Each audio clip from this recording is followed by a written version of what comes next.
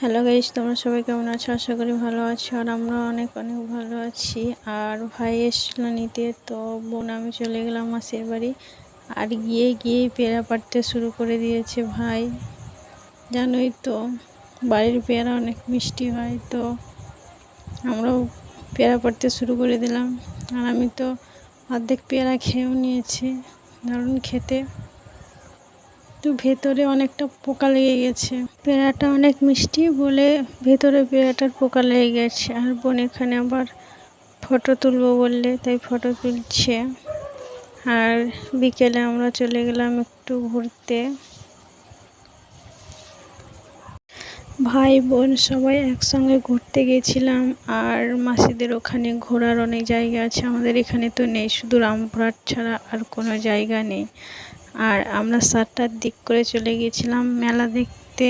তো মাসিদের ওখানে একটা ছোটোখাটো মেলা, আর ছোটো মেলাতে জানোই তো লোক বেশি হয়, ছোটো মেলার লোক বেশি,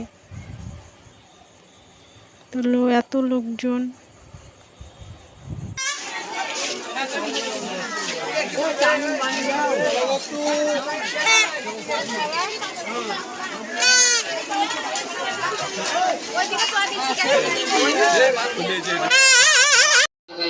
টিকিট কিনলে আপনি পেয়ে যাবেন বড় ছবি অথবা বড় মগ অথবা ছোট মগ অথবা ছোট বাংলা অথবা বড় বাংলা অথবা ছোট ঝুড়ি, চিরুনি, টুল, খালি, ছোট বালতি অথবা বড় বালতি।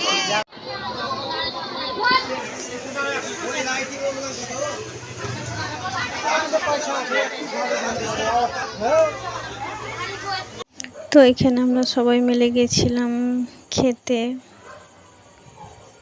আর সবাই গেছিলাম, মাসি, ভাই, বোন, দিদি সবাই গেছিলাম খেতে।